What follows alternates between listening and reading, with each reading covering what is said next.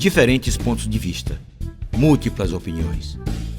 Um programa onde os personagens do nosso tempo debatem com os nomes mais importantes do jornalismo baiano. No ar, Coletiva.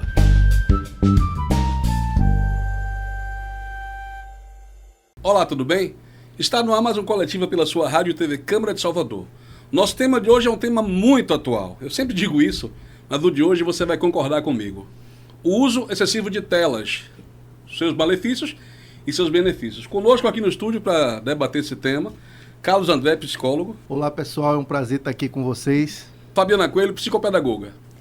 Olá pessoal, é um prazer enorme estar aqui com todos vocês. Yara Oliveira, professora. Olá pessoal, muito prazer estar aqui com vocês. E Juliette Barreto, psicóloga. Olá a todas as pessoas, quero dizer que para mim é uma honra estar aqui falando de um tema tão importante como este. Antes do programa, a gente vai assistir um vídeo, a gente esteve nas ruas e perguntou às pessoas como é que elas fazem em relação ao uso das telas. É uma pergunta que eu passo para você que está em casa. Como é que você faz em relação a isso? Computador, celular, iPhone, iPod, é tanta coisa, micro aparelhos, enfim. Como é que você divide o seu tempo com as telas? Na rua a gente foi saber. Vamos assistir. Progresso estampado em nossa bandeira nacional chegou. E com ele chegaram coisas boas e coisas ruins também. Entre as coisas ruins, o uso excessivo das telas. Celular, computador, notebook, palm top, são tantas variedades que as pessoas não conseguem nem olhar para frente. E você? Como é que você usa telas em sua vida? Estamos na rua e queremos saber. Eu fico às vezes até 1 hora, porque é o tempo que o passageiro chega, eu fico me divertindo com o celular. Imagina que esse uso, isso pode trazer algum mal para a saúde? Eu acredito que não, porque até agora não, porque quando eu estou em serviço, que eu já pego o passageiro, eu desligo e esqueço. Não, porque efetivamente eu utilizo ele ou a trabalho ou muito pouco por lazer. Uso mais a trabalho mesmo. Pô, é complicado lhe dizer, porque eu trabalho com muita gente. Só na minha instituição tem 100 voluntários. Às vezes eu me sinto incomodado, mas como eu trabalho com o público, eu não posso reclamar, porque é puxado.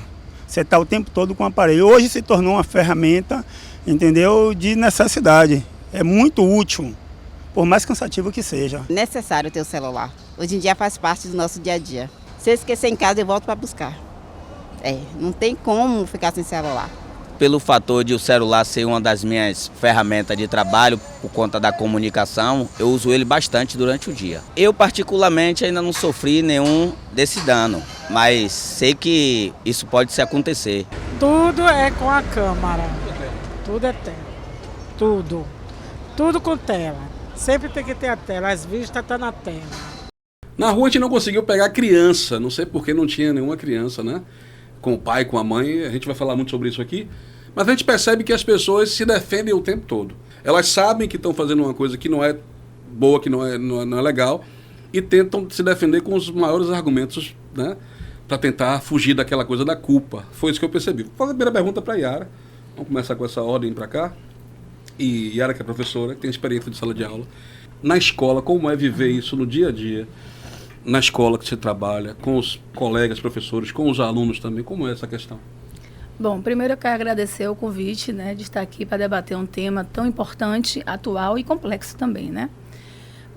Bom, no que tange a parte da escola, da educação, a gente sabe que a tecnologia ela foi muito pedida por todos nós, né?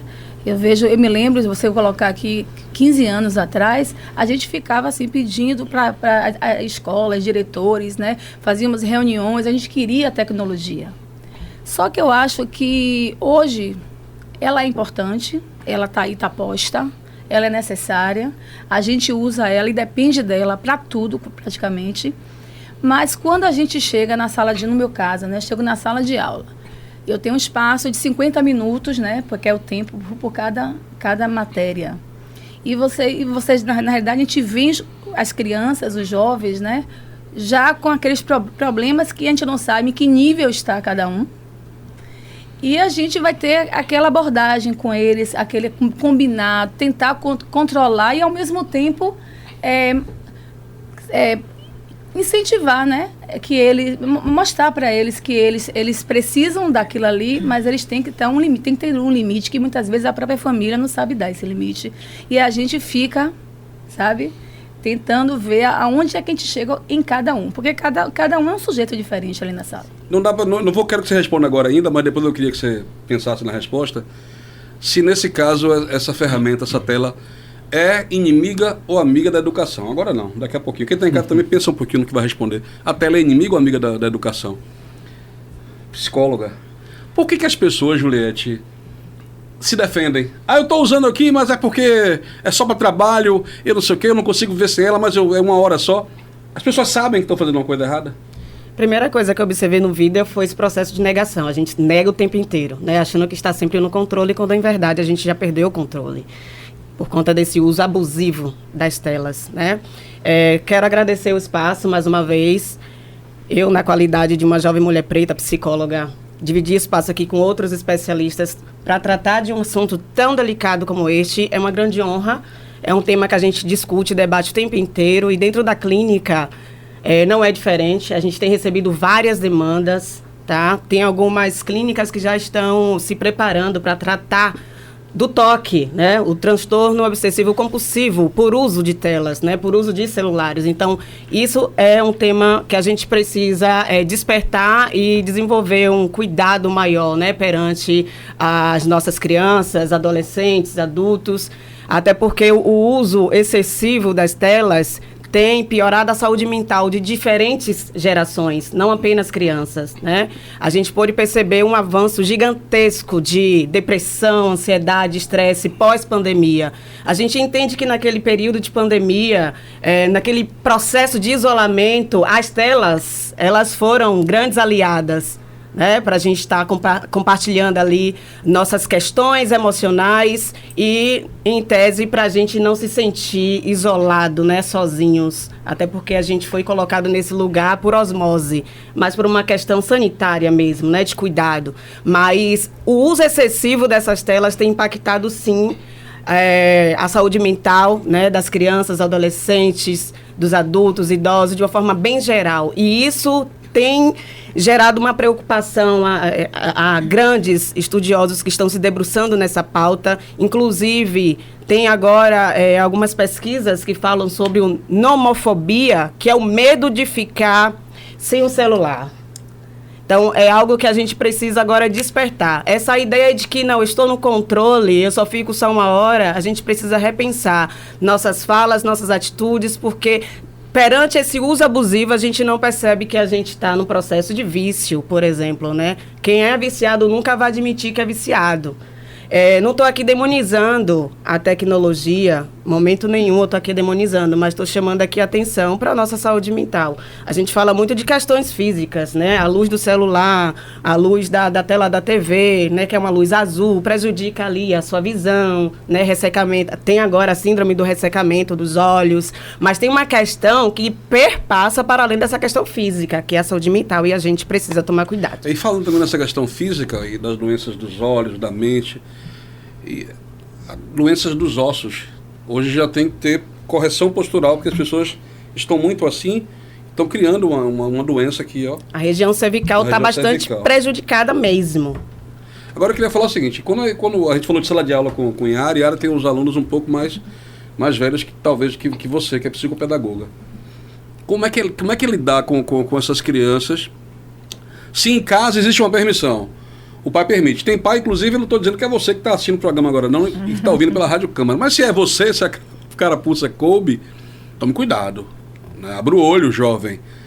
Que usam até o celular, ou o tablet, ou a televisão, como se fosse uma babá. Aquela coisa, né? Eu quero me livrar do meu filho, eu dou o celular para ele, e aí já me livro, já ganho tempo. Como é lidar com isso dentro da sala de aula, para tratar uma criança como essa, e para convencer esse pai, né, que ele precisa ajudar nesse processo? Bom, queria agradecer, né, em primeiro lugar, pelo convite. E realmente é um tema bastante polêmico. Hoje, as crianças e os adolescentes, eles são conhecidos como os nativos digitais. E como psicopedagoga, neuropsicopedagoga e trabalhando como coordenadora de uma instituição, a gente vem tendo muito problema. Porque hoje o uso excessivo das telas vem atrapalhando o cognitivo das crianças E já foi comprovado por estudiosos, pelos psiquiatras, que cada vez mais, como a colega trouxe, né? A ansiedade, a depressão, o pânico, as pessoas não conseguem viver e assim está sendo as crianças. Você fala isso infantil, né? Infantil, sim. No colégio, eu fiz um projeto que é diga não à tela e sim ao meu amigo. Porque eles estão chamando o celular de amigo. Eu tenho crianças chamando um celular de pai. Porque, como você falou, os pais não querem ter trabalho. Então, se a criança chora, se ela precisa do amor, do carinho, eles estão encontrando no celular.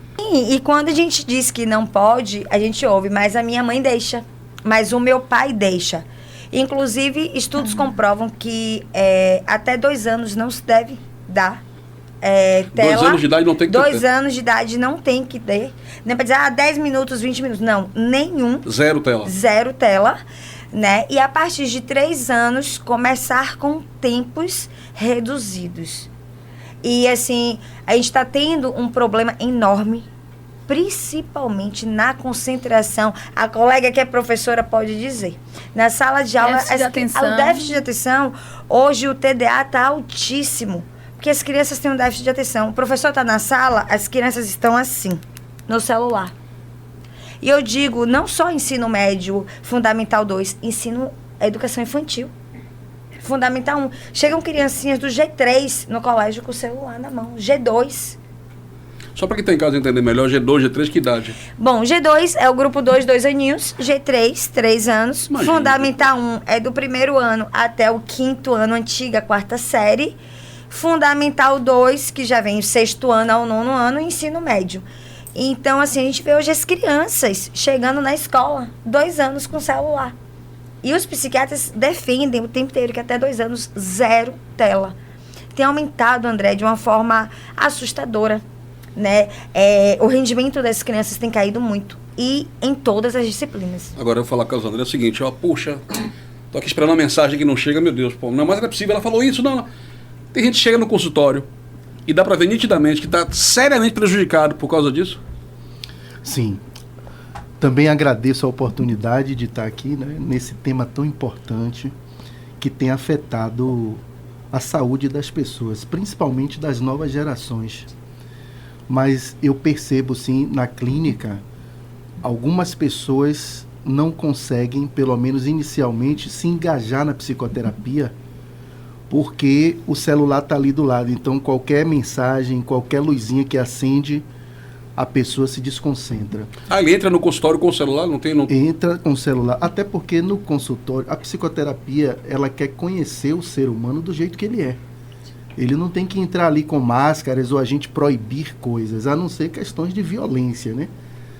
Mas fora isso, a gente quer observar todo o comportamento daquela pessoa, inclusive a interação dela com o aparelho celular.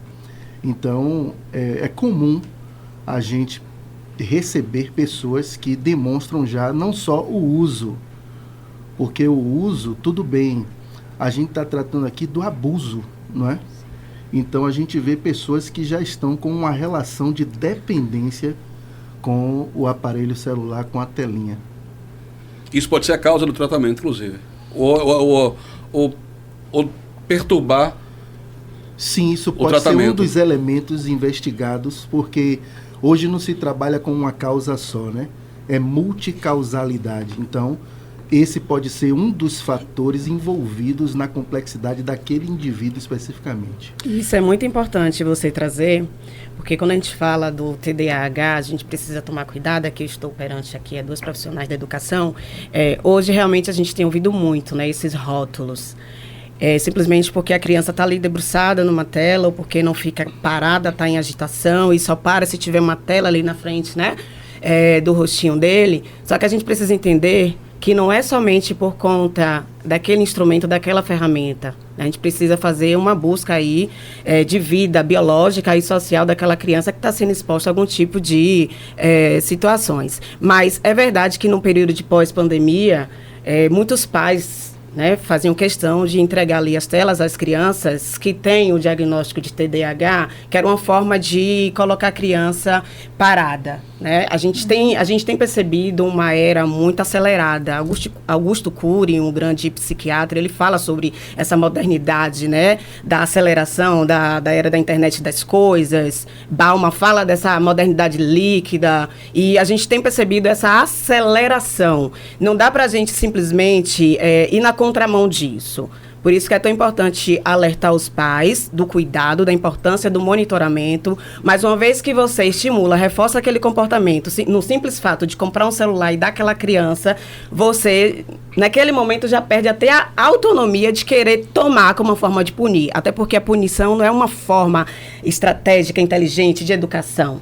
Né, a punição. A gente trabalha sobre a ótica do reforço positivo e negativo. Minha mãe tinha que ter ouvido isso há 40 anos atrás. E para além disso, a gente precisa reforçar a cultura do diálogo. Né? Então, assim, não é que você tem que tirar de vez aquele celular. Uma vez que você dá, você já está reforçando o comportamento. A internet, os eletrônicos, realmente, de fato, não foram feitos para criança de 2, 3, 4 anos, né? Só que a gente precisa entender o real. Qual é a realidade objetiva hoje? Está pedindo isso. A criança, muitas vezes, que chega na sala de aula, ou então que está no momento de intervalo, ela não vai ter com quem interagir, porque as outras estão ali na vida virtual, na interação virtual. Então, infelizmente, por conta desse comportamento, você acaba sendo obrigada a fazer com que seu filho se insira naquele grupo. E você acaba cometendo, de novo, essa reprodução, né, de reforçamento da era digital. Então, é esse cuidado que a gente precisa ter. Trago isso para não culpabilizar os pais, né? A gente tem vivido uma era muito também delicada para os pais que precisam sair para trabalhar, né? Então, a gente precisa também fazer esse recorte. Exato. Então, onde é que essa criança está? Com quem eu estou deixando? Muitas vezes eu não tenho como fazer esse monitoramento por conta da realidade objetiva. Eu estou na minha vida acelerada, eu preciso botar o pão, a comida em casa, portanto, eu tenho que me afastar desse processo mais de perto da educação do meu filho, né? Então, assim, é uma série de questões. Você falou meu filho, pode ter sido oratória, mas depois eu queria que, durante o programa, vocês contassem a experiência de vocês com seus filhos, se é que vocês os têm. E a gente começou o programa falando benefícios ou malefícios, então ninguém aqui está demonizando as telas, não é isso. A escola atual, a escola, né, contemporânea, ela se vale de um conteúdo físico e um conteúdo digital. Tem escola, inclusive, que vende os dois conteúdos. Sim, sim. E tem que comprar, sim, né? Sim. Como é que faz? É como se vocês dessem, né, vocês colocassem eles dentro do universo e depois, como é que faz para controlar? Como é isso? Bom, antes de começar a falar sobre isso, eu elenquei aqui alguns pontos negativos, né, que eu, como professora, observo dentro da sala de aula. Então, eu tenho sono, que está totalmente fora de controle, meninos eles não dormem de noite, querem dormir na sala de aula. Alimentação errada, ou para mais ou para menos, ou eles não comem ou comem demais. Você tem dores físicas, né? Coluna, braço, problemas visuais, né? Que são causados por esse uso excessivo.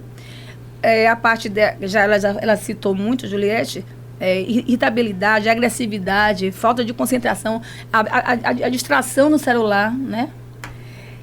Crianças pequenas, ela citou, né, que são atraso cognitivo, déficit de atenção, aumento da impulsividade. Então, tudo isso aí, quando a gente está ali diante da criança, do jovem, a gente não tem muito tempo para intervir, porque a gente tem um plano para dar, a gente tem um conteúdo a ser trabalhado, a gente precisa estimular esses meninos a se interessarem por nós, né, que estamos ali na frente.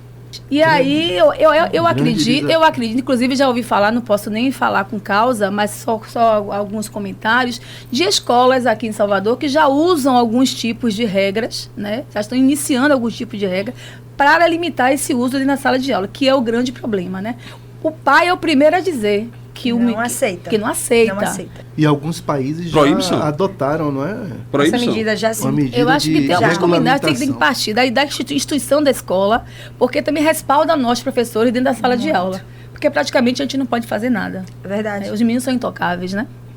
Independente de ser particular, ou eu trabalho na rede pública, eu já trabalhei muitos anos na rede particular, mas eu estou na rede pública agora e é a mesma coisa. E vale ressaltar que, ou na rede particular ou pública, se o professor, o coordenador chama atenção, nós somos os errados. Sim. Se o professor na sala de aula chama a atenção do aluno, somos errados. E como eu falei no início, foi bom ela falar da agressividade, eu trabalho com crianças que têm o espectro do autismo, tem aumentado e muito a agressividade nas crianças que têm o espectro do autismo, justamente por causa do uso abusivo da tela. Quando a colega ali falou, eu entendo o ponto de vista dela. Porém, a tela não substitui o amor. A tela não substitui a educação. A tela não substitui a atenção. O olho no olho. O olho no o olho. Toque. O toque, o abraço, o carinho, não substitui. Precisamos. A minha filha tem. A minha filha tem 11 anos, mas tem regra para usar. Só usa um determinado tempo, só usa depois que fez o exercício, só usa depois que acabou a aula de inglês. Enfim, ela precisa obedecer às regras para que ela tenha acessibilidade à tela. Então, hoje, foi o que ela falou, a gente tem uma vida muito corrida. Mas eu queria um alerta aos pais. Eu entendo a vida corrida, porque todos aqui eu acredito que tem essa vida. Mas a tela, ela realmente não substitui um toque, um abraço, uma troca de olhar, como você falou. Eu vou falar de pandemia depois, no próximo bloco. Tem muita coisa para falar sobre pandemia. Mas uma das coisas que a pandemia trouxe, até para a medicina se tornou muito mais sensível à telemedicina, que era uma coisa que a medicina não queria aceitar, os médicos não queriam aceitar. Hoje é uma realidade na medicina. Em relação aos tratamentos terapêuticos, esse tratamento por tela foi fantástico. A gente fala de malefícios e benefícios. O senhor trabalhou ativamente com isso durante a pandemia, Carlos André? Inclusive a pandemia, ela acabou adiantando esse processo, né? Porque... Mesmo que não tivesse pandemia, haveria o teletratamento em relação à já teleterapia? Estava em andamento, já? Mas com a pandemia, devido às quarentenas, então não teve outra opção. As pessoas geralmente perguntam, será que vale a pena? Será que funciona? Com certeza funciona. Porque na pandemia, eu estava acompanhando, por exemplo, dentre os meus clientes, 3 com ideação suicida, e desses 3, 2 já havia tentado suicídio em episódios anteriores. Então eu fiquei muito preocupado, principalmente com esses 3, porque já era uma situação grave e ainda agora isolado de tudo, então potencializou, pelo menos em tese, deles cometerem um ato mesmo precipitado, digamos assim, né? E eu acompanhei essas pessoas pelo online, e todas estão vivas, não tentaram suicídio, nem pensaram nisso. Então, não só a teoria tem demonstrado a eficácia da psicoterapia online, como a minha experiência, eu vivenciei isso de perto. A gente precisa lembrar dos pontos positivos também, né? Pois é, foi o que eu falei. Exato. No atendimento online, não tem diferença nenhuma do presencial. Ainda há uma resistência, né, por parte de alguns pacientes que preferem o presencial, e a gente entende porque... E isso é bacana, a gente precisa fortalecer a cada dia esse atendimento presencial. Mas no período de pandemia, isso foi uma chave assim, que a gente precisava. E foi no momento da pandemia também que a gente percebeu uma valorização pela busca da psicoterapia, né? A gente tem conseguido desconstruir muito a ideia de que psicoterapia, de que psicólogo é coisa de maluco, né? Mas o que é mesmo maluco, né? De perto ninguém é normal. Mas enfim, então acho que a tecnologia ela vem sim como uma oportunidade. Tá certo? A gente precisa acompanhar o boom do momento. E aqui eu não estou falando sobre amor, falta de amor, estou falando aqui sobre acompanhamento, né, de qualidade. E que a gente precisa entender também as realidades, né, que são impostas. O pai, muitas vezes, ou o responsável, muitas vezes, que não tem aquele acompanhamento mais de perto, precisa pensar em estratégias, né? Mesmo diante dessa agitação da vida moderna que a gente falou aqui, a gente precisa criar, assim, oportunidades de acompanhar os nossos filhos, nossas crianças, adolescentes, nossos avós que estão também alienados pelas telas. Pois né? Tem que saber usar, tem que saber usar, né? Eu acho que a figura mais temida de todos os tempos é a tia e o tio do WhatsApp. Pois é. Gente que terrível. E assim, ó, geralmente eles gostam de assistir coisas de violência, sabe? Que repassam sem nenhum critério. Vidas Pois loucos, é. né? E aí a gente acaba se preocupando porque essas informações, o excesso de informações, isso tem gerado também muita ansiedade, muita depressão mesmo, por conta dos casos de violências que esses idosos estão, né, assistindo. E as crianças não é diferente também, não. A gente tem agora, o último estudo que saiu, fala sobre que a menina, ela tem desenvolvido mais a depressão por uma questão de comparação do corpo belo, né? Que elas estão acessando nas mídias, Instagrams, TikToks. Então, a menina tem essa predisposição maior de desenvolver essas questões mais emocionais, saúde mental. O corpo perfeito, quer o corpo perfeito, a exato. vida perfeita que aparece Exatamente. nas telas. E geralmente as meninas elas buscam mais as redes sociais. E os meninos mais jogos. Sim. Então, nas redes sociais há uma exposição muito grande a essa aparência de vida perfeita, né? E dentro das escolas, né, eu tenho recebido muitas queixas de adolescentes falando de grupos.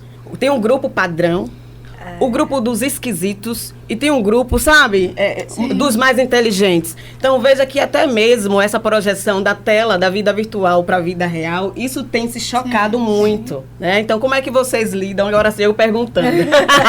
Como é que vocês lidam com isso, sabe, com esses grupos dentro da sala de aula? Porque na clínica é muito difícil acompanhar, sabe? É muito delicado acompanhar, porque são muitos relatos, muitos recortes sociais também. Ainda tem o grupo dos popstars, né? Daqueles que são populares na escola, e quem não é popular é excluído.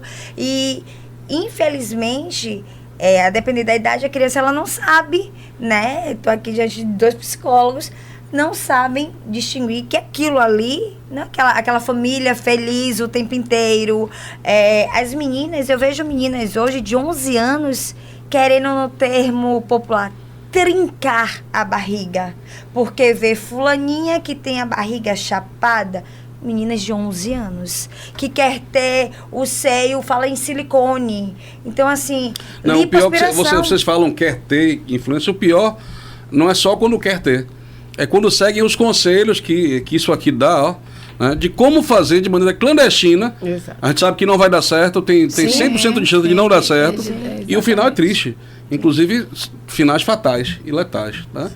Gente, o programa tá bom, a gente tem que fazer um breve intervalo. Quem está em casa não vai mudar o canal. Você que está assistindo a TV Câmara, ou que está ouvindo a Rádio Câmara, não mude a sintonia, não sai daqui. A gente volta já já. É rapidinho.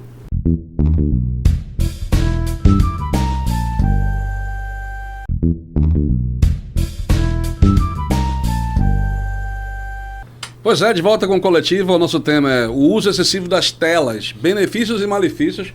A gente teve um primeiro turno, né, um primeiro round, um primeiro bloco bastante dinâmico, né? A gente falou de coisas ruins e falamos também de coisas boas. Eu vou reapresentar os nossos companheiros de bancada aqui. Yara Costa, professora. Carlos André, psicólogo. Fabiana Coelho, neuropsicopedagoga. Juliette Barreto, psicóloga. Isso. Seguinte, enquanto a gente falava aqui, a gente apresentava o programa e também nos bastidores do intervalo, aconteceu coisa muito interessante. Os celulares começaram, eu comecei a ver os celulares aqui tocando e mandando mensagem, e a gente falando de tela, falando disso aqui, né? Disso aqui o tempo todo, absorvendo os tempos. Dá pra dizer quantas vezes já tocou, já chegou mensagem aí? Quem quer começar? Nossa, várias vezes. E assim, no off aqui, só apertando pra desligar. E toda hora é uma mensagem, a ligação. E a gente, acho que os colegas também, disfarçadamente. E a gente não precisa ficar com vergonha de falar, porque é a realidade objetiva, né? Todos, a gente trabalha com o público. Eu, na qualidade de psicóloga também comunitária, recebo várias mensagens, né, das pessoas que acompanham nosso trabalho nas periferias de Salvador. Então, é o tempo todo respondendo às pessoas. Todo mundo passou por isso aqui durante o programa? Com certeza. Teve que tirar a ligação e tal? Agora mesmo tinha uma ligação aqui, o pessoal deve ter visto que eu... Era 0303, não? Eu nem vi. Não quero viu, nem saber. viu. Não, esse negócio não vai me controlar, não, viu? Não, mas tem uma coisa que a gente não pode impedir. A gente deixa também disponível para os nossos pacientes. Então, É quem verdade, sabe. é verdade. Né? A gente sabe Yara quem é. passou por isso, teve que despistar. Sim, Era claro, Magno, era João. como é? Sim, sim. Seguinte, ó. Eu trouxe isso à tona aqui, perguntei a vocês, sem querer comparar, lógico, mas eu tenho aqui profissionais que trabalham efetivamente. Eu não vou dizer qual é o dia de hoje, porque o programa passa por muitos dias, e tanto na TV quanto na rádio. Mas hoje é um dia da semana, um dia valendo, né, da rotina de cada um deles, que são profissionais ativos. Então, mas eles acharam por bem que não deveriam atender agora, que não deveriam olhar agora, porque tem uma coisa mais importante acontecendo. Então, talvez esse seja o caminho para a gente começar a dosar o uso da tela. Existe coisa mais importante acontecendo. E se a gente não parar, não dar uma pausa nisso aqui, a gente vai perder. Tem muita gente perdendo muita coisa importante por causa disso aqui, né, doutora? Exatamente. Eu tive uma passagem também como psicóloga organizacional, fazendo recrutamento e seleção, e um dos motivos da eliminação de muitos candidatos eram realmente o uso abusivo das telas ali durante a seleção. Né? Numa sala de entrevista, você precisa entender que você está sendo observado o tempo inteiro. Era uma pegadinha? Sim, sim. Não era pegadinha, mas a gente acaba analisando, porque se tu, dentro de uma seleção de emprego, tá tendo esse comportamento, imagine dentro da empresa, né? Onde o gestor ali quer produtividade, né? Quer lucrar, quer o seu desempenho. Então, era um fator que a gente acabava analisando. Obviamente que não apenas por conta disso o candidato era eliminado, mas era um ponto que a gente observava, né? Então, a gente precisa realmente tomar cuidado com esse uso abusivo. Aqui, durante a entrevista, várias ligações rolaram aqui, mas a gente precisa entender que, nesse momento, estamos aqui disponíveis para passar para vocês as melhores informações. A gente não pode acabar multiplicando a atenção, até porque isso não é possível, né? Ou você presta atenção numa coisa, ou você vai dar pouca atenção à outra e não vai dar de qualidade aquilo que você tem que dar, né? A gente falou muito de aluno, né? Aluno, professor, falamos muito de aluno. Mas os professores, não precisa citar nomes, lógico, mas vocês entre si, tem aquele colega ou aquela colega que também é dependente disso aqui e que também tem que se policiar? Sim, a gente observa, lógico, que às vezes até a gente se ajudam. A gente comenta, mas eu acho assim, que vocês falaram da pandemia, né? A pandemia, eu acho que eu aplaudo vocês, profissionais da saúde, foram muito importantes, mas para o professor, as aulas coletivas não funcionaram. Né? A gente se distanciou muito dos meninos, a família mesmo a família dentro de casa, a gente não sabia que o que é que podia dizer, o que é que eles não sabiam, o que é que eles podiam deixar ver. Muitos, a tela desligada o tempo todo, você não sabia com quem você estava falando. Né? Então, assim, para a gente foi bom, porque aprendemos muito e rapidamente, como o Carlos falou, acelerou muito isso, então foi importante para a gente aprender, porque a gente precisa dela. Mas a aula coletiva para o professor foi realmente um ponto muito, muito ruim da pandemia. Hoje, dentro da sala de aula, eu acho assim, que a gente precisa observar que eles já vêm com os problemas deles, né? E que, às vezes, precisa de interferências médicas. Mas quem é o foco na sala de aula somos nós. Sim. Então, a gente precisa tentar ajudar essas crianças, entender, convencer na realidade. Porque esses combinados... enquanto eles não tiverem dispostos aí, né, falando assim em termos legais, né, a gente não pode fazer muita coisa. Mas a gente precisa convencer o tempo todo. É aquele jogo de troca com as crianças, com os jovens. E quanto mais velho, pior para lidar. Ensino médio... Também conversava na redação com uma colega que é mãe, e ela disse o seguinte, existe várias ferramentas de controle eletrônico dentro do próprio equipamento, do próprio aparelho. Sim. Tanto Android quanto iOS. Sim. Então você tem como determinar o tempo, inclusive que ele vai estar desligado totalmente ou ligado totalmente o aparelho. Tem isso. Você conversa com as mães, tem mãe que já faz isso. Como é que isso está acontecendo em relação às crianças? Sim, tem já vários pais que vêm utilizando, né? Até porque, como você falou, tem o que desliga totalmente. Tem o que, quando dá o tempo X, ele bloqueia, o celular continua ligado, porém, a criança não tem acesso ao celular, mas fica ali ligado. Até por uma emergência? Fala com o pai. Isso, para emergir, só ligação, né? E tem o que desliga totalmente. Hoje eu vejo que tem um acordo, né, dos pais com as crianças, com os adolescentes, e a professora apontou uma coisa muito importante. Muitos professores, inclusive, estão sendo ameaçados quando pedem o celular. Eu presenciei algo desse tipo e não foi tão recente. Ameaça? Sim. Tá vendo? Eu, como pai, fui numa reunião de pais e mestres e a professora começou a se apresentar e a situar todos na reunião. E depois que ela pediu para algum pai que quisesse dizer alguma coisa, se manifestar, um pai lá se levantou e disse: eu estou muito decepcionado com a senhora. E a professora: mas o que houve? A senhora tomou o celular do meu filho e só devolveu no final da aula. Aí: a senhora conhece o ECA? E ela disse: conheço. E ele alterou a voz e disse: mas parece que não, porque eu poderia processar a senhora, porque tomou algo sem permissão e tal, não sei o quê. Só para quem está em casa entender, eu gosto sempre de traduzir, meu apelido aqui é Repórter do Povo. ECA, Estatuto da Criança e do Adolescente. Exatamente. Tem uma coisa no ECA que proíba a gente tomar o celular da criança? Não. Inclusive, assim, hoje tem pais também reclamando, porque durante a prova tá tendo muita... hoje o pessoal chama de cola, pesca, né? Os meninos, existe. O que eles fazem? Pegam o celular, colocam entre as pernas ou colocam embaixo. E aí, todo mundo hoje tem internet, conecta e vê a resposta da prova. Aí as escolas, o que estamos fazendo? Pedindo, solicita, desliga o celular e coloca na mesa do professor. A gente tem os plantões pedagógicos, a gente conversa, diz o motivo. Inclusive, vários professores pegam os alunos, né, colando no celular.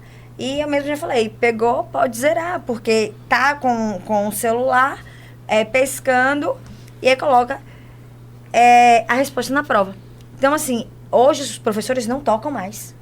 Justamente por causa do que o colega aqui falou. A gente não tem como dar não conta pode. disso. Aí o que é que faz? Desliga o fulano, Beltrano, desliga o celular, coloca aqui. Aí coloca os aparelhos todos assim, à vista. E aí, quando termina a prova, pega. Mas até a gente chegar a esse momento, e ainda estamos enfrentando resistência de vários pais. E a gente tem percebido uma retroalimentação de comportamentos, né? Sim. Por isso que eu insisto aqui em dizer que o diálogo, o processo de negociação a melhor base. É importante, né? Existem também alguns professores que estão passando por síndrome de burnout, ansiedade. Então, a gente precisa entender que há essa realidade de retroalimentação de comportamentos. É importante a gente falar sobre o ECA, é importante nesse momento aqui agora a gente trazer, né? De que tem ali o Estatuto da Criança, do Adolescente, e a gente precisa entender também o papel do professor, o papel do aluno e o pai fazer esse processo também de intermédio para facilitar os dois polos, né? Tanto dentro da escola quanto fora. E no processo de educação também ali no núcleo familiar. É muito delicado trazer esse tema de que os professores estão sendo ameaçados. Isso é uma realidade, né? Muito forte. Muitos professores sendo ameaçados, muitos professores sendo desvalorizados aí por uma questão, né, de salário e valorização do seu papel ali na sala de aula.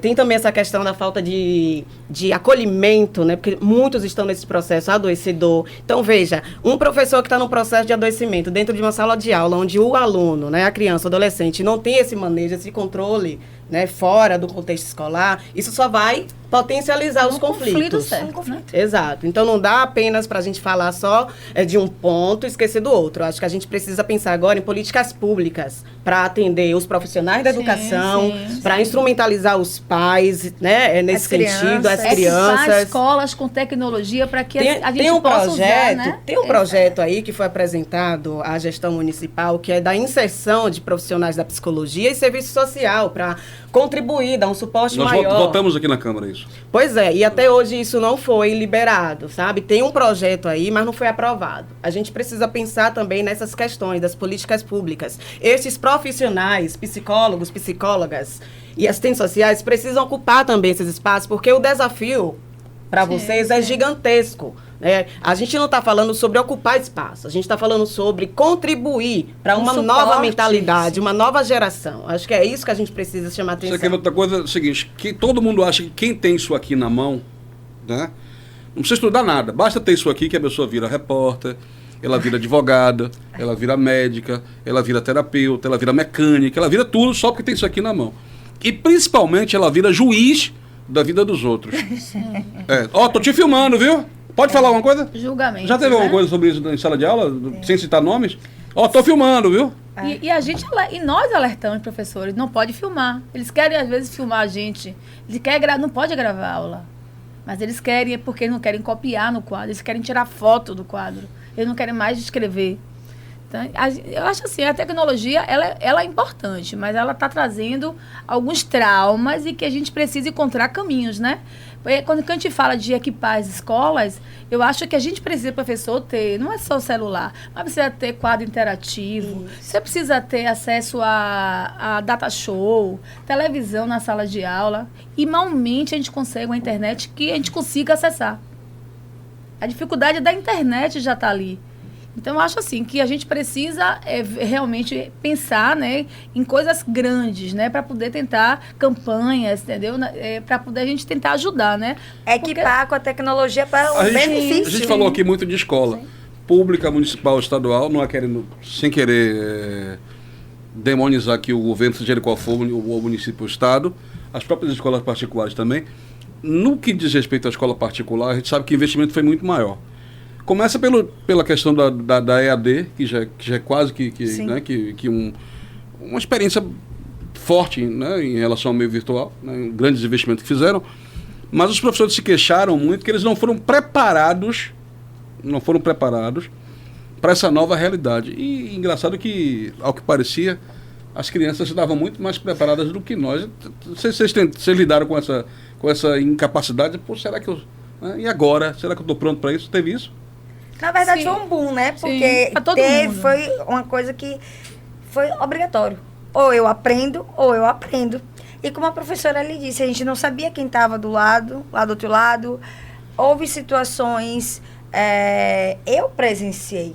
A minha filha estava assistindo online e daqui a pouco tá aquele burburinho, um pai passando de roupa íntima por trás da tela. Isso aconteceu muito. Então, assim, foram várias coisas, gente, que aconteceu. Brigas de família. Pois é, e assim... Xingamentos. E ali do outro lado, gente, são crianças, entende? E como é que o professor teve que se adaptar? Ou você aprende, ou você aprende. Eu vou perguntar agora para Carlos André. Problemas causados exclusivamente por causa disso aqui. Por exemplo, mensagens falsas, fake news, e alguém é vítima disso e acaba se parar num consultório de um psicólogo, no seu caso, por causa disso aqui. Acontece muito? Não, eu ainda não atendi alguém assim, não. Que foi vítima de cyberbullying ou coisa do tipo. Mas tem sido cada vez mais frequente esse tipo de prática, né? De destruir a vida do outro através das redes sociais, principalmente. Agora, o último caso daquela menina até que se suicidou, que colocaram o nome dela junto com o Whindersson Nunes, e foi o maior problema aí. Então, o uso do celular para esse tipo de coisa tem sido, sim, uma ferramenta na mão de pessoas perversas, né? Então, agora eu diretamente ainda não lidei com nenhum caso, não sei minha colega. Eu acho que a gente tem que prezar o tempo inteiro pela privacidade e respeitar os limites de cada um. Então eu vou fazer uma fala agora, porque eu acho que é uma fala polêmica, que você entenda o que eu estou dizendo. Eu sou a favor do respeito à privacidade, mas a partir do momento, tem pessoas que vão dormir com isso aqui, quando acordam, narram a sua vida o tempo todo, o que estão fazendo o tempo inteiro e tal. E depois ainda, quando alguém fala algum comentário, tá, clamam por privacidade. Não é meio louco isso, Juliette? Deixa eu só fazer aqui uma ponte com o que o colega trouxe, né? Essa onda do TikTok, para viralizar. Muitos adolescentes estão gravando, estarem sendo sequestradas e sequestrados para ter o máximo de visualizações. Falso, de maneira falsa? Isso. E eu me deparei com um relato de uma adolescente trazendo isso, que um dos vídeos que ela conseguiu viralizar foi exatamente este que ela fez há um bom tempo atrás, que ela teve mais de 300 mil visualizações. Eu peço até desculpa aos os telespectadores aqui, não era nem para eu estar falando isso, igual o tema do suicídio, a gente precisa ter cuidado com o que fala. Mas veja que essa onda do TikTok também pelo máximo de visualizações que você tem por conta da monetização, isso tem gerado uma preocupação muito grande. E os pais, aí agora eu vou chamar a atenção de forma muito séria aos pais. Acompanhem os conteúdos que os teus filhos, né, as crianças, estão postando nas redes virtuais, porque isso pode ser gatilhos, tá? Eles estão preferindo se comunicar pelas telas, com as telas. Muitas vezes esse adolescente, essa criança, não está tendo um espaço de diálogo, por isso que eu prezo tanto pelo diálogo. E o diálogo não apenas para dar uma correção, para dar uma punição, ou para elevar o tom de voz, mas um diálogo no sentido de você escutar, criar um espaço de escuta, para que você possa acessar aquela criança, aquele adolescente. Tá? Então, assim, é uma preocupação que eu trouxe aqui. Quando ela fala monetização, porque tem muita gente ganhando dinheiro com isso. Monetização é money, né? Dinheiro. Então, assim, quanto mais curtem, quanto mais comentam, quanto mais compartilham, a pessoa ganha dinheiro com isso. E isso é um problema. Um problema sério. Ainda mais quando o assunto é criança, adolescente ganhando dinheiro. Fica mais complicado ainda. Jogos de aposta? Viralizaram? Tem muitos adolescentes trabalhando pelas redes virtuais, TikTok, ganhando dinheiro. 14 anos, é uma pessoa, né, que tem um acesso. Além disso que você trouxe agora. Jogos de aposta. Jogos de aposta. Eu vou expor aqui, obviamente que eu não vou citar o nome do meu paciente, obviamente que eu não vou fazer isso. Mas uma realidade, assim, muito perto. Não é adolescente, um adulto. Perdeu em um único dia, no jogo de aposta, R$10.000. Gente. Realidade, não foi que eu pesquisei, não. Dentro da clínica onde eu atendo. Meu Absurdo. paciente. Então, pra gente não fugir da pergunta que eu fiz, fique à vontade de todo mundo para responder. Eu fico... Fulaninho, né? Fulaninho fica o dia todo mostrando, acorda, mostra. Você que tá em casa, né? Acorda, vai pra academia, enfim, e depois, quando alguém faz um comentário, tem uma rede aberta... não, respeite minha privacidade. Eu sou a favor do respeito da privacidade. Mas peraí, alguém que se expõe tanto, que fala de todo mundo, que emite julgamentos e tal, também não tem, que as pessoas não querem ouvir, só querem falar, que né? Não é meio louco querer privacidade e expor a vida? Respondendo a sua pergunta. Digitais, né? É aquela coisa, né? Eu vou postar o que está sendo um bom do momento. E muitas vezes aquela exposição é para esconder algo que eu não consigo dar conta em mim mesma, em mim mesmo, né? Então, eu estou postando para me sentir aceito, visto, mas eu quero esconder alguma coisa. E aí, quando eu sou questionado ou questionada, isso ali me atravessa. Entendi. E eu acho assim, que se você tem uma rede social, onde ela é aberta, e como você falou, André, que a pessoa coloca meu passo a passo, acordei, tomei o café, fui para academia, voltei, existe uma coisa, né, que a gente chama empatia, faça com o próximo o que você quer que seja feito com você. E aí você... comenta no dos outros. O que será que você vai atrair pra você? Eu lembrei de uma coisa aqui agora, ó. Vamos lá, polemizar um pouquinho no final. Quem aqui na bancada faz isso? Bota foto, eu tomei café. Pode falar a verdade, pode. O pessoal vai olhar vocês na rede social, não adianta mentir não, viu? Eu acho que em algum momento a gente já fez isso. Não, você pode... eu gosto de tirar foto de um prato bonito, mas não de ficar contando o dia a dia, seu passo a passo. Aí, de repente, você chega de um dia de trabalho, de produtividade, você chega em casa, tem aquele se café joga. bem bonito. Aí você vê o seu companheiro ou sua companheira lá vendo vídeos, né, de mulheres, né, e homens lá de sunga, de biquíni. E aí, de repente, você proíbe o teu parceiro, tua parceira de usar um shortinho, um biquíni. Então, é uma contradição. É mais gostoso ver no virtual do que o presencial, meu povo? Eu já vi até meme com você, meu irmão. Se liga, viu? Eu já vi até meme com isso. Quer dizer, nos outros é bonito, né? Flávio já tá... Flávio tá rindo pra caramba, tá se acabando. Se identificaram por quê? A carapuça come alguém aqui no estúdio, não sei quem, viu? Bom, é o seguinte, em relação ainda em relação aos programas que limitam o acesso. Quando o assunto é a gente com a gente mesmo, alguém aqui já optou por isso, para se limitar? Tipo assim, eu vou cuidar do meu uso com o telecom. Então eu vou programar o meu celular para eu me limitar. Vocês já passaram, alguém já passou por isso aqui, já precisou fazer? Eu não precisei, porque eu prezo muito pela autogestão. Eu não preciso botar um despertador, eu me gerencio, né? Eu acho que é importante esse olhar profissional e pessoal. As crianças, os adolescentes também podem desenvolver isso. Resta saber se eles vão ter ali um acompanhamento sem uma intervenção dos pais. Isso, esse lance de botar um cronômetro, Fica aí no celular, meu filho, 2 horas e depois, quando o seu cérebro está estimulado, o pai vai lá e tira, isso vai potencializar uma agressividade. Porque no momento que teu cérebro está ali, sendo reforçado, está estimulado, você tira, você está desenvolvendo uma outra coisa aí nesse processo. Sim, Juliette, então, mas nesse caso não seria disciplina? A gente precisa da disciplina, da orientação, do acordo, negociação. É isso que a gente trabalha na clínica. Eu estou dando, mas eu vou privar. Por quê? Você não consegue negociar? Então a falha vem muito mais de você do que do outro. Yara, você está dando um assunto lá, o menino está no celular. Não, professor, eu estava aqui pesquisando sobre a sua aula. Como acontece isso? Poxa, a resposta é essa mesmo. E a gente sabe que não é verdade, né?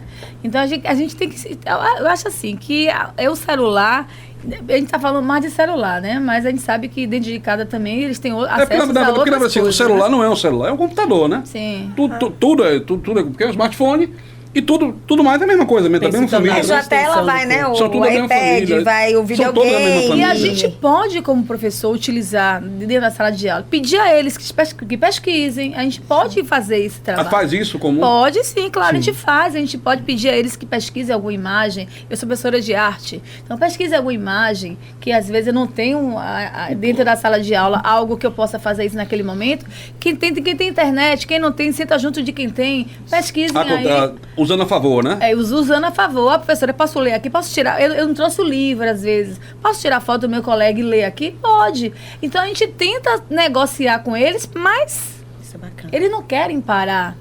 Entendeu? Guarde o celular. No seu caso, Carlos André, mandar uma literatura, textos, tratar o paciente também? Eu acho que a gente tem que pensar na tecnologia dessa forma. O uso, ele é saudável. O uso, né? Então, se pressupõe que o uso do celular, eu estou no controle. O abuso ou a dependência é que traz todos esses transtornos e esses prejuízos, porque aí é a tecnologia que já está me controlando, né? Então, esses dois lados da mesma moeda, que existem os benefícios da tecnologia, estamos falando aqui especificamente do celular, mas tem todos os outros aparelhos que você citou. Esses benefícios só podem ser alcançados se eu souber usar. Aí é que está o desafio de todos esses atores que nós estamos citando aqui, professores, psicólogos, pais, todos os envolvidos, de aprender a lidar com essa novidade, porque a internet e todas as suas ramificações aí, de aplicativos e tudo mais, a internet tem 50 anos mais ou menos, caiu na mão do povo de 20 anos para cá. Então é algo muito novo, é por isso que eu considero que a gente está no meio do olho de um furacão, né? A gente está buscando construir caminhos. E a própria lei não se adaptou ainda à internet. Exato. A legislação... Esse programa aqui está sendo política, muito útil. A legislação eleitoral não se adaptou a isso ainda. Exato. Porque é algo muito novo, então a gente ainda está aprendendo a lidar com isso. Então, a ciência está buscando investigar o fenômeno, trazer orientações, direcionamentos em todos os campos. E quanto mais os atores envolvidos, falando das crianças e adolescentes principalmente, estiverem unidos para melhorar a saúde dessas crianças e adolescentes no manejo da tecnologia, melhor. Então, uma das primeiras coisas que a gente deve olhar com bastante carinho é a cooperação entre os atores envolvidos. E às vezes parece que há uma desconectividade e às vezes até uma concorrência ou disputa de quem está certo, quem está errado, pai contra professor, às vezes o professor chateado com os pais. É o que Juliette fala, cria animosidade, cria guerra, animosidade, né? Então, agora, eu tenho pesquisado quais são as causas que levam o ser humano a criar dependência da tecnologia, o abuso da tecnologia, ser controlado pela tecnologia. Então a gente está falando aqui do efeito. As pessoas que criam redes sociais e similares, elas entendem muito mais do funcionamento cerebral do ser humano. Do que se pensa, né? Muito mais do que da própria tecnologia em si. Sim, os criadores sim. de redes sociais, eles colocam diante dos olhos das Coisas pessoas, irresistíveis, principalmente de crianças e adolescentes, aquilo que vai sequestrar a sua mente e moldar os seus desejos. Sim. Então, a coisa é muito mais profunda. Até as Fabiano, cores, até as cores Fabiano, dos aplicativos, dos jogos, são cores que faz com que eles prendem por mais tempo as crianças. A mesma coisa de certas cores para fome, que você olha em certos restaurantes. E a que colega ele trouxe chama. aqui alguns termos técnicos que não vai dar tempo de explicar. Não, mas aquilo que dá tempo pode explicar. Reforço positivo, reforço negativo.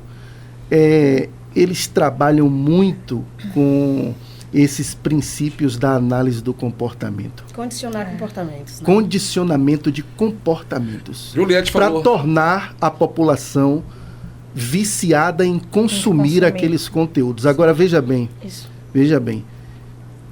O córtex pré-frontal, esse que está aqui logo na ponta da testa, é a parte do cérebro que, por último, se organiza e se forma.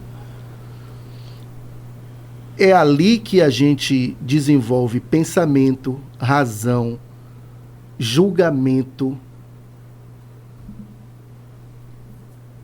E essa parte pré-frontal, ela se forma no mais tardar até 25 anos de idade. É essa parte que nos dá a capacidade de discernir e escolher com clareza. Até os 25 anos de idade? E isso está se estendendo porque, com o uso da tecnologia, as outras... Tem pausas, né? São pausas. Os outros sentidos não estão sendo estimulados, somente a visão e a audição. Olfato, paladar e tato, quase nada. Então, nós precisamos de estar colocando em prática, em desenvolvimento cerebral, todos os nossos sentidos. Então, já tem pesquisas aí dizendo que o QI dessas novas gerações estão sendo menores do que o QI das gerações mais antigas. Porque somente essa área está sendo estimulada. Tem crianças que verbalizam, eu estou no tédio quando está longe da tela. E ainda sem ter consciência, raciocínio lógico do que aquilo significa. Exato. Então, uma criança e um adolescente, apesar de nós estarmos levantando a bandeira da liberdade, da privacidade com toda a força, a gente está esquecendo da parte científica e também da parte dos deveres. Então, é um pessoal que está assim, buscando consequências imediatas, e nosso comportamento ele é controlado principalmente por consequências imediatas. Lembrar o seguinte, eu sou de um tempo em que o pai e a mãe fumavam, mas você sabia que você não tinha que fumar. O pai e a mãe bebiam, eu digo particularmente, eu como criança e adolescente, e ficava muito tempo na casa dos meus tios, de meus avós, e eu tinha um tio que fazia muitas festas, e a gente, meus primos, a gente abria as bebidas e tal, a gente sabia que a gente tinha que servir, ajudar, colocar no freezer, mas que a gente não podia beber, só adulto podia beber, era simples, a gente via fazer, mas a gente sabia que a gente não devia fazer. Essa geração de hoje, geração Z, né, isso, me corrija se eu estiver errado, ela conta muito com o exemplo, com o que se faz. A gente sabe, lógico, que em todo o tempo o exemplo é importantíssimo. Eu estou falando de nível de comportamento. Eu sou de um tempo em que o pai fazia e a gente não fazia, e acabou. E não tinha muito o que explicar, né, Yara? Sim. Hoje é diferente. Então hoje é complicado. Talvez hoje, eu quero que vocês, para a gente encerrar o bloco, não adianta o pai dizer o filho não faça, se ele está o tempo todo usando e fazendo. Tem também isso? Claro que sim. Inclusive, eu quero só chamar a atenção de novo que nós, os adultos, precisam ser exemplos, né? Mas tem adultos indo para o banheiro fazer necessidades com o celular em mãos. Aliás, Tem estudos que falam aí que o número de pessoas com hemorroida tem aumentado. Por causa disso? Isso tem a ver? Sim, você senta lá fazendo as necessidades com o celular, Aí passa no 1, tempo. 2, 3, 4 horas, né? E isso que eu estou trazendo aqui é para alertar Gente, as que pessoas. loucura. Eu não Então, sabia que a gente ia chegar tão longe com esse programa. os adultos precisam ser exemplos, precisam continuar sendo exemplos, como você bem trouxe, né? Eu ouvi bastante isso na minha infância. Faço o que eu mando, não faço o que eu faço. Isso aqui é coisa de adulto. Isso. Né? Não é coisa de criança. A gente o bebê, entendia, né? A gente entendia. Hoje não. Por isso que é tão importante a gente, de novo, dialoga, aquele espaço de escuta, diálogo. Não dá para você apenas ficar punindo. Tá, eu tô punindo um comportamento que foi aprendido. Aprendeu com quem? Primeiro, qual é a parte social que a criança é imposta? Primeiro núcleo social é a família, né? Depois vem a escola, enfim. Então, comportamento aprendido, aprendeu de onde? De quem? Mas além do exemplo, André, vale ressaltar o que o colega falou. Que hoje vivemos na geração da liberdade. Então, foi o que você disse. No seu tempo, a colega também disse ali, no meu tempo, é o adulto. Você, criança, não vai pode fazer. Mas hoje, a geração é a geração liberdade. E o pior é o seguinte, Então, aí você não pode falar mais nada. E o pior é, o seguinte, o pior é que a gente ouvia isso, você é adulto, você não vai fazer, e por incrível que pareça, eu não estou aqui pregando religião, nem nenhuma coisa do gênero, mas mesmo não fazendo quando criança, depois a pessoa fumava, bebia, fazia tudo, porque ela achava, agora sou adulto e agora posso fazer. É complicado também, né? E assim, tem uma dificuldade muito não grande sendo também. Meu pai fazia, eu posso fazer. Dos adultos se adequarem à realidade atual, né? Gente, a gente tem que encerrar o bloco, né? Senão você sabe que eu puxo a orelha. É rapidinho, a gente vai rapidinho. Você que está ouvindo a Rádio Câmara agora, esse é o Coletivo. O nosso tema é o uso excessivo de telas. Eu estou aqui com Carlos André, com Fabiana Coelho, Yara Costa, Juliette Barreto. A gente volta já não muda a sintonia do rádio, a Rádio Câmara 105,3, TV Câmara 12,3. A gente volta já, é rapidinho. Não perca, esse que vai ser o terceiro bloco. Eu acho que a gente vai esquentar aqui. Só para você ir pensando em alguma coisa para o intervalo, eu quero trazer o seguinte, ó.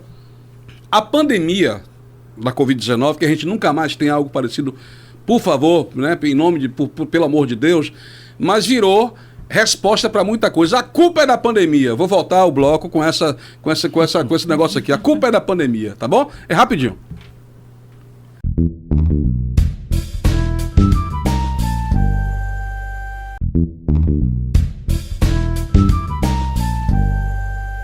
Pois é, de volta aqui da sua TV Rádio Câmara, o nosso programa Coletiva. O nosso tema é o uso excessivo de telas.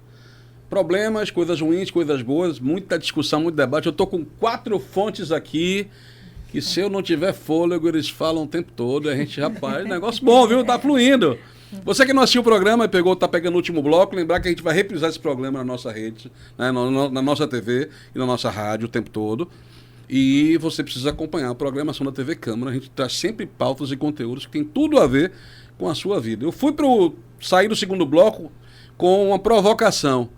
E a pandemia? A culpa é da pandemia. Muita gente coloca em tudo a culpa da pandemia. Em relação ao uso das telas, em relação a esse descontrole, tem muita gente dizendo, Yara, Juliette, Fabiana, Carlos André, que a culpa é da pandemia. Quem quer começar a falar sobre isso? Fica à vontade.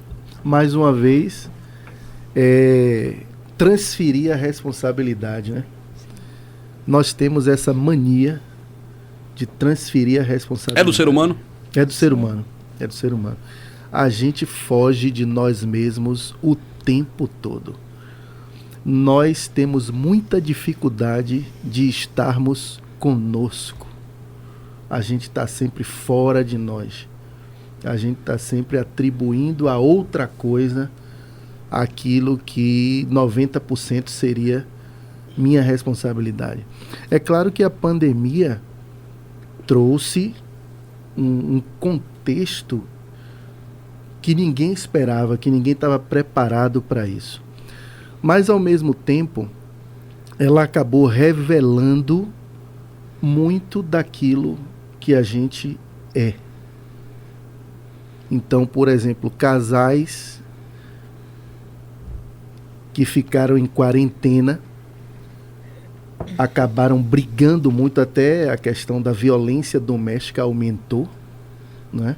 principalmente contra mulheres. E a culpa é da pandemia. Eu acho que o contexto apenas evidenciou que nós não tínhamos ou não olhávamos para um repertório de relacionamento, por exemplo, como eu estou falando aqui, de estar presente, de olhar no olho, né? Então, muitas vezes, fugindo da relação, a relação superficial. Eu acredito que é mais uma desculpa para não olharmos para aquilo que a gente precisa melhorar em nós. Mais ou menos o que Juliette falou no outro bloco, é aquela coisa, o maridão passa o dia todo olhando as mulheres do TikTok, perfeitas, bonitas, a esposa passa o dia todo olhando os homens do TikTok e tal, e depois querem ou proibir, a esposa proibir o esposo, ou o esposo proibir a esposa de fazer coisas que aparentemente eles adoram, eles admiram na internet, e o pior, às vezes até comparando, né, a sua esposa, o seu esposo, aos modelos perfeitos que a internet mostra. E lembrar o seguinte, viu? A falsidade que isso aqui contém é enorme, né? Os fake news, os programas que embelezam coisa feia e a capacidade que isso aqui tem de ajudar as pessoas a mentir é enorme. Cuidado com a vida que isso aqui mostra, porque na maioria das vezes é 100% mentira. Sim. Não é isso? Exatamente. Eu queria retomar um pouquinho do que eu estava falando no bloco anterior, de quem está por trás desse sequestro. A inteligência de quem cria os aplicativos. Da mente das pessoas, dos desejos eles fabricam os sonhos. Os sonhos, né? Agostinho dizia que o coração é fábrica de desejos. Eu sou pequenininho diante do filósofo e teólogo Agostinho, mas eu busco pensar mais no Santo coração. Agostinho. Santo Agostinho. Não que ele esteja errado, mas eu busco pensar muito mais no coração, não como uma fábrica de desejos, mas como uma esponja que está absorvendo a maioria daquilo que é forjado para que a gente ache que aquilo nos pertence. São arapucas, são armadilhas. E isso é um tipo de escravização que não está ligado à cor de pele mais, está ligado à mente das pessoas. E pegando exatamente os nossos pequeninos. Eu costumo ver essas novas gerações não como simplesmente rebeldes e desobedientes, mas como vítimas, como cobaias dessa fase da tecnologia. Sim. Vítima, Juliette? Somos vítimas do sistema, somos vítimas dessa vida, né, que a gente tem levado, acelerada. Agora você trouxe aí um questionamento muito importante, né? A culpa da pandemia, a gente precisa realmente começar, porque muita gente esqueceu do período da crise sanitária que a gente passou. Muita gente esqueceu, tá? Mas a gente precisa lembrar que até hoje tem pessoas ainda reproduzindo comportamentos, sequelas devido a essa crise sanitária, né? A esse período da pandemia. E realmente, por osmose, a gente teve que ficar em isolamento. E ficar em isolamento é se permitir ouvir o barulho interno de si mesmo. É mais ou menos o que ele falou. Exato. Então, no dia a dia, na correria, trânsito, buzinas de carros e muita agitação, a gente acaba esquecendo de olhar para dentro. E na pandemia, a gente teve que fazer isso por obrigação, de se escutar, de se perceber. Só que, às vezes, no dia a dia, a gente acha doloroso, a gente acaba entendendo que esse processo interno é um processo doloroso, porque tem questões que a gente vai entrar em contato que a gente não consegue dar conta sozinho. E eu acho que nessa relação, no período de isolamento, muitas pessoas tiveram que entrar em contato com o seu próprio eu. E entrar em contato com o seu próprio eu é identificar suas crises, suas falhas, suas faltas. E aí, quando eu me deparo com as minhas faltas, exato, eu vou cobrar o outro. Né? Aquilo que está faltando em mim, eu vou cobrar que o outro me dê, me ofereça, que tenha. Então, essa cobrança, eu acho que ela foi de forma muito precisa nesse período de pandemia. Eu cobro do meu companheiro e vice-versa. Portanto, um dos efeitos aí foi o que você trouxe, que é um tema também bastante delicado, que é a violência, né, doméstica, que aconteceu muito. Quando a gente traz de violência doméstica, não necessariamente apenas com mulher, mas a gente sabe que o índice maior realmente é voltado para essa questão da violência contra a mulher, né, doméstica. Então, entrar em contato com aquele barulho que está dentro de você, realmente a pandemia trouxe isso. Por isso também que eu trouxe a fala de que nesse período de pandemia, a psicologia começou a ser vista com bons olhos, tá? Eu não consegui dar conta dos meus próprios conflitos, portanto, eu preciso de ajuda técnica. Muitas pessoas surtaram, e não é um surto porque estou querendo dizer surto, surtaram, literalmente.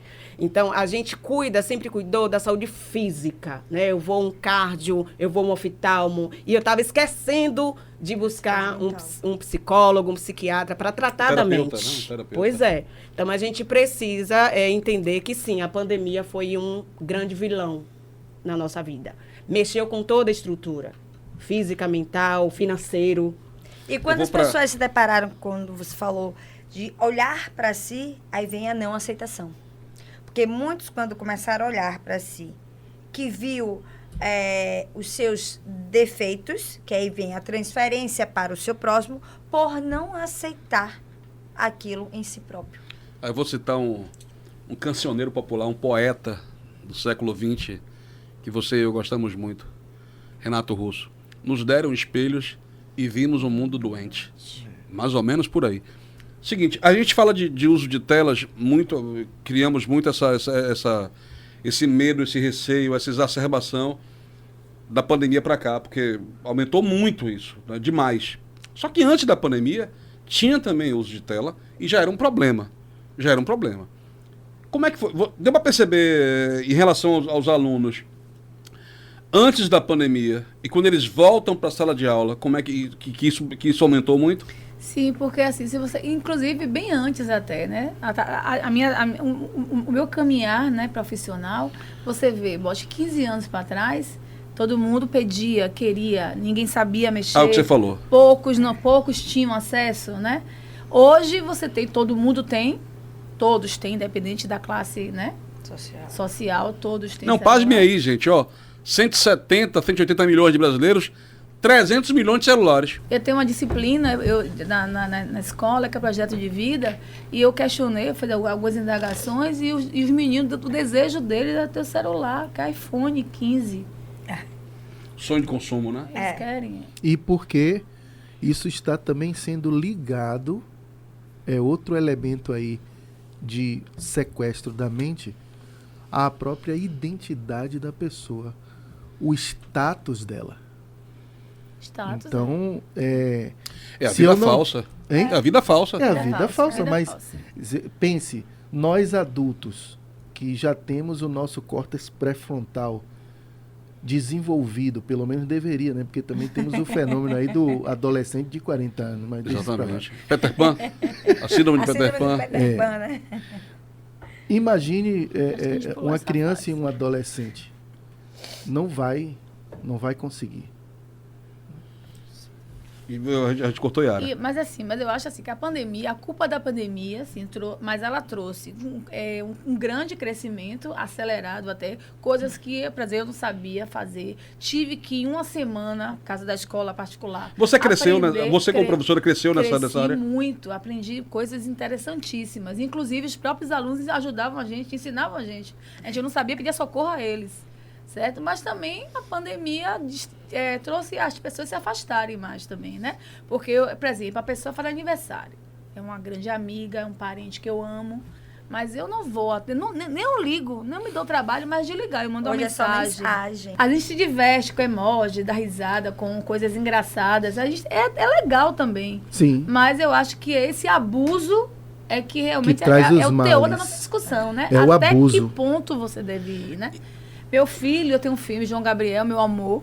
Ele tem 19... Não, pode fazer o coraçãozinho para João Gabriel? Ele tem Dá 19... tempo, né, Jojó? Cadê Jojó? Olha para Jojó. Faça o coração para João Gabriel. Ele tem 19 anos. A pandemia, de certa forma, para ele, deu mais autonomia. Então, ele tem muita habilidade, ele vai fazer engenharia de software agora. E ele cresceu muito no rendimento escolar mesmo.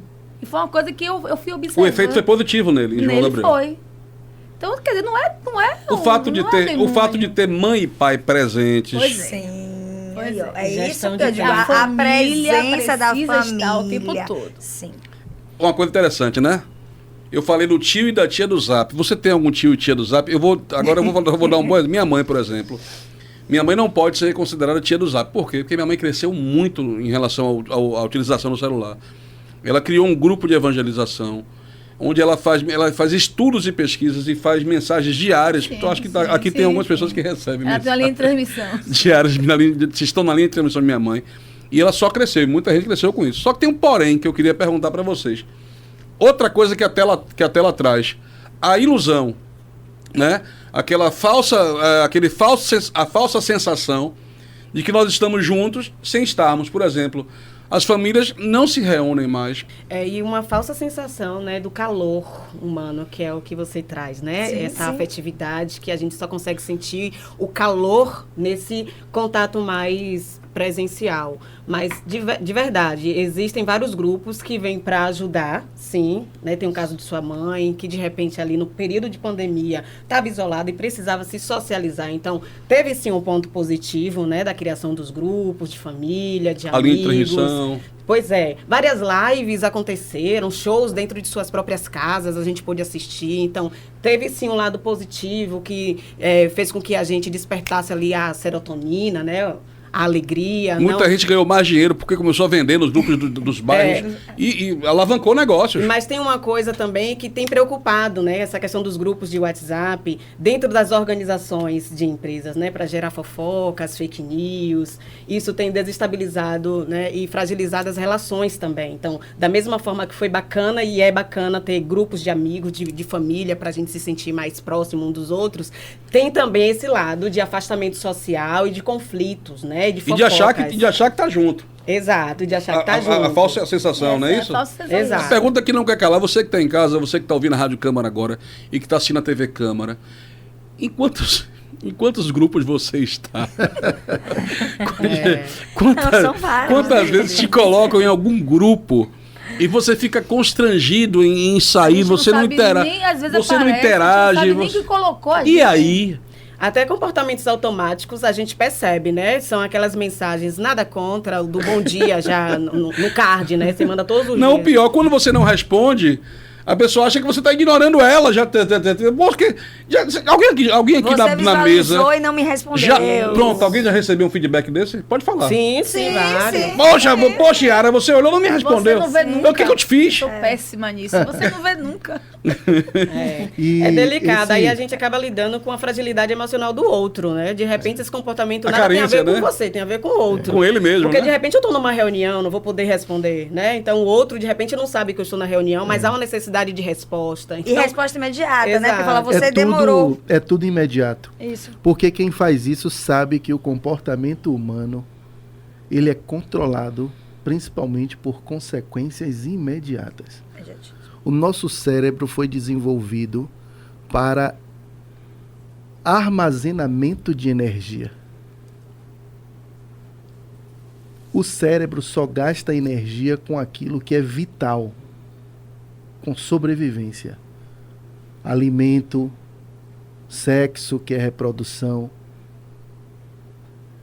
Mas com reforçadores secundários, como estudar, que são consequências a médio e longo prazo, a gente precisa ir de encontro ao funcionamento do nosso cérebro. Porque ele quer armazenar energia e ele só gasta energia para consequências imediatas.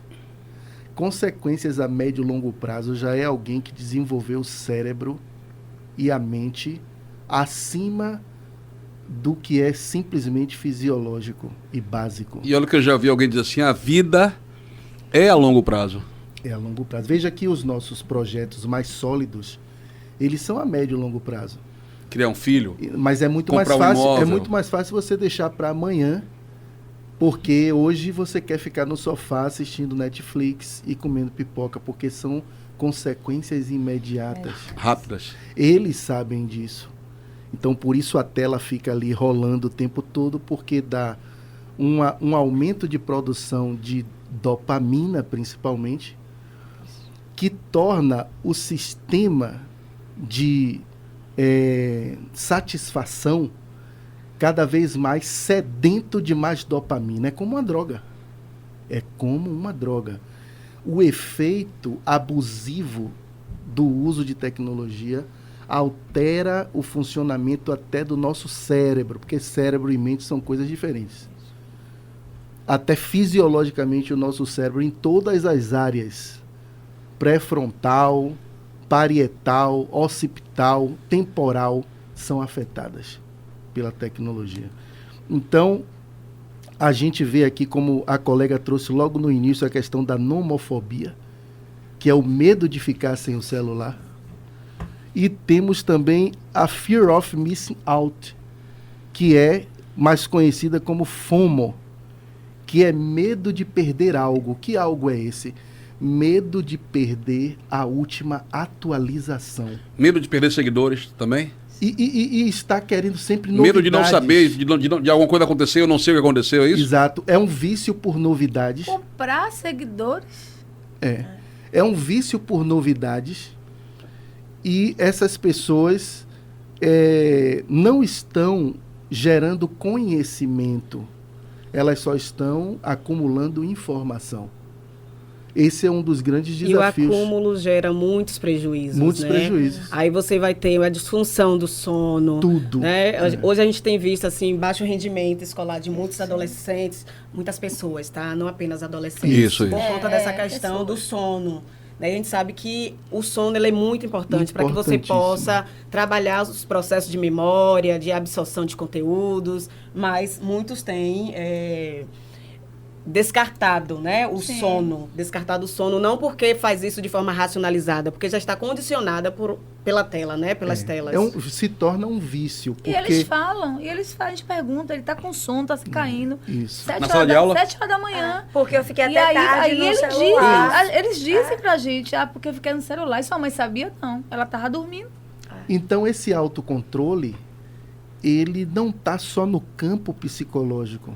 Ele já pode estar afetando, pelo abuso da tecnologia, até o fisiológico da pessoa. Como o álcool altera o funcionamento do organismo, ou drogas ilícitas alteram, o abuso, não o uso, mas o abuso da tecnologia pode gerar efeitos muito parecidos com a dependência química. Já dizia meu avô, tudo demais é sobra. José Coelho? José Coelho, ele sempre dizia, tudo demais é sobra. Professor de Educação Física e Diácono Batista. Então, podemos pensar e imaginar que o uso excessivo de telas pode se tornar algum dia, ou já é um caso de saúde pública? É um caso de saúde. Sim. É um caso. E assim, como uma conclusão, a gente está no último bloco, né? Como uma conclusão eu trago, é muito importante a gestão do tempo.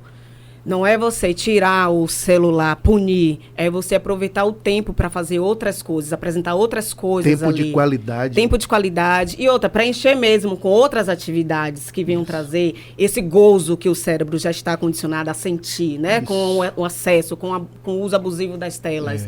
Então, o que é que vai fazer com que esse adolescente, essa criança, esse adulto, esse idoso vai diminuir esse uso abusivo, esse vício? É a gestão do tempo, né? E como é que eu faço essa gestão do tempo? Colocando outras práticas prazerosas. Isso. Outras atividades. Chama a criança, o adolescente ou a pessoa, o marido, a mulher, pra cozinha, pra te ajudar a cortar cebola, chorar um pouquinho. Eu lembrei de um amigo meu que levou o filho dele com 4 anos pro interior a primeira vez.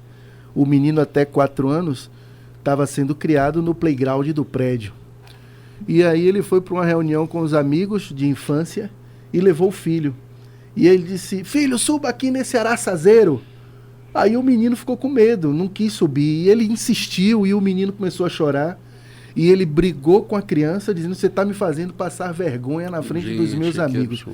Então ele pode ter criado um trauma na criança. Ele não estava preocupado com o filho, ele estava preocupado com a imagem dele. Passar vergonha diante dos amigos. E quando ele me contou, chateado, eu não estava na reunião, mas ele me contou depois, ele me contou chateado que o filho dele fez ele passar vergonha. Eu disse, quer dizer que você aprendeu a subir em araçazeiro porque você nasceu no interior. Seu filho foi a primeira vez que se deparou com um clima bucólico, campestre, e você já queria que no primeiro minuto o menino subisse para arrancar a araçá para você. Né? Então você foi cruel com seu filho, você se preocupou muito mais com a sua imagem do que com o desenvolvimento do seu filho. Mas eu pego essa história para dizer, outra coisa que nós da geração anterior temos muito feito, vocês nunca terão uma infância como nós tivemos. Meu Deus, não fale isso a seu filho. Quem já falou isso? Pare de fazer isso. Quem já falou isso? Levante a mão. No meu tempo não tinha isso. Quem já falou isso? Levante a mão. Quem falou isso? Aqui minha infância como foi, vocês não vão mais ter isso. Quer dizer, o que é que você está transmitindo? Que a vida não vale mais a pena. Que a beleza da vida foi na sua geração. Aí depois o seu filho está adoecido emocionalmente, você não sabe por quê. Na verdade, era para você pegar seu filho e gradativamente, não como esse meu amigo que queria a coisa por osmose, mas gradativamente você leva ele lá no interior, dá um passeio com ele. Diz, filho, bora fazer aqui um peão como eu fazia Ó o badog aqui como é que faz, arranca uma forquilha. Faz a coisa naturalmente para o menino e por mais que incrível que pareça, parece que eles não vão gostar. É ilusão. Eles gostam? Eles amam. Eles até esquecem disso aqui.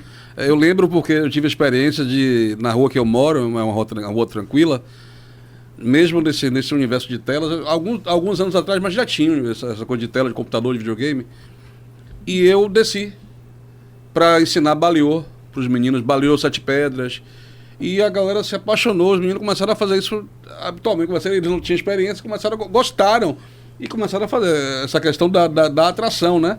De atrair. Até porque é uma novidade para eles, né? Eles nunca viram. Na sala de aula, eu como professora de arte, né? Eu procuro fazer assim, trazer atividades mais lúdicas, trabalhar com música, trabalhar com materiais recicláveis, trabalhar papelão, desenvolver na coordenação motora.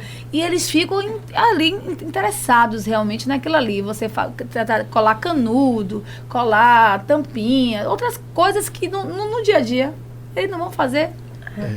E terminam eles se interessando realmente, eles realmente se adoram fazer, mas e sempre aquela trazer assim, depois você usa o celular 5 minutos, próximo das 5 minutos é a negociação. Tá negociando, a negociação é o caminho, Juliette? Exatamente, Juliette gosta. É claro, você traz aqui o que a gente sempre tenta fazer na clínica, né?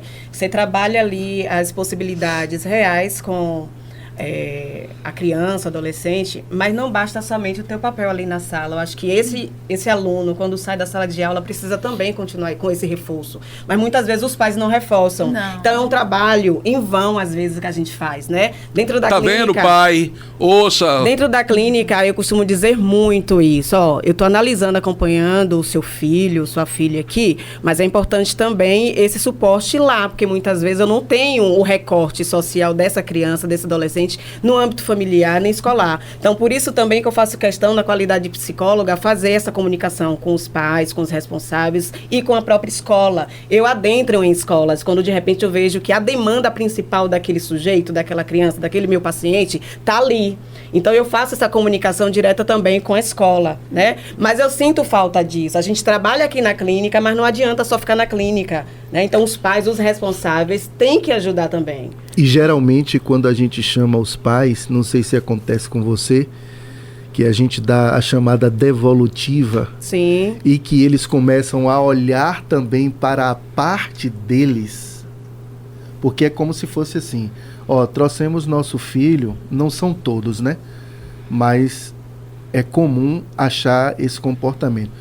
Trouxemos nosso filho, aí dê um jeito resolva aí e depois devolva pra gente consertado. É mais ou menos... Quando eu ouço esse tipo de recorte, aí eu dou feedback à devolutiva sem medo de achar que o paciente ou a mãe do paciente, o pai, não vai voltar. Tá? Isso pra mim é muito tranquilo. Geralmente porque geralmente eu falo pra eles o seguinte... Quando a gente dá a devolutiva, que os pais veem a parte deles, ao voltar-se pra si, eles não voltam e tiram justamente a criança. Não voltam para o consultório? Não aceitam. E tiram a criança da psicoterapia. Então, eu falo isso para os responsáveis, né? Muitas vezes a criança é o sintoma. E quando eu trago isso, estou dizendo muita coisa para essa configuração, né? E eu falo isso sem medo, porque tem muitos pais que não retornam. Mas eu preciso dessa devolutiva porque dar. é fácil culpabilizar o outro. Tem que dar. Tá? Como eu falei, do comportamento aprendido. Essa criança, esse adolescente, esse adulto está reproduzindo isso de onde? Vamos lá investigar o processo histórico desse sujeito? Gente, o programa está muito bom. Mas TV e rádio, a gente não tem todo o tempo que a gente queria ter. Eu também estou precisando usar meu celular. Brincadeira. Não é isso, não de jeito nenhum. Veja como a gente pode passar um tempo conversando, dialogando, sem fazer o uso excessivo sem usar o celular, sem usar tablet, sem usar o computador. Mas a gente realmente não tem muito tempo. Eu queria aproveitar e fazer aquela coisa que eu falei no início do programa. Eu quero que, ao se despedir dos nossos telespectadores, dos nossos ouvintes, Yara, Juliette, Fabiano e Carlos André, se quiser, lógico, diga só, eu tive com meu filho, eu fiz tal coisa assim, funcionou com meu marido, com minha mulher, e pode dar suas redes sociais, sua comunicação, quem quer achar vocês, como é que faz. Eu acho que a gente não vai acabar por aqui, a gente pode gravar outro programa, né, criar outro conteúdo, porque é um programa que rende muito, mas de fato nós precisamos encerrar pelo menos essa parte do programa. Yara? Bom, agradecer, né, acho que foi um bate-papo maravilhoso hoje. Né? Mas assim, eu gostaria de falar assim, que a família, eu acho que é fundamental, né, nessa conversa nossa aqui, incentivar a leitura, brincar com seus filhos, praticar esporte, entrar em contato com a natureza, são coisas que está se deixando um pouco de lado. Né? E é importantíssimo agradecer, né, conhecer, né, esses profissionais aqui. Eu acho que é importante a gente aprender, né, ouvir, né, por outras óticas, é bom, sempre bom. E assim, mandar mais beijos, né? Maravilha. Quero mandar um beijo pro meu filho que tem 10 anos e dizer que eu sou muito feliz, né, pelos feedbacks. Eu fico feliz pelos feedbacks que eu recebo. Muitas pessoas vão falar assim, porque você é psicóloga. Não, eu sou mãe dentro de casa. Mas, obviamente, que a gente utiliza algumas ferramentas, né, para instrumentalizar, para educar os nossos filhos. Então, eu quero dizer que eu sou muito orgulhosa do Rafael, que tem 10 anos de idade, que, assim, tem seguido as orientações. Eu tenho facilitado aproximadamente há 5 meses que eu liberei o celular, ele levar para a sala de aula, mas ele sabe exatamente em que momento ele vai usar e assim eu recebo feedbacks positivos em relação a isso. Ele não atende, às vezes o pai liga no horário de aula, ele não atende, porque a orientação foi não atender, não mexer no celular na sala, também não atende. Por isso que eu nem ligo. Então, assim, eu sou muito feliz, eu acho que a base de tudo é esse cuidado, esse acompanhamento e a negociação, como você trouxe aqui. Eu amo essa palavra, negociação. Se você olha no olho do outro e passa com segurança aquilo que você tem a intenção de passar, de forma transparente, você consegue ter, sabe, um cidadão de bem, uma pessoa que vai estreitar e reproduzir aquilo que você está ensinando.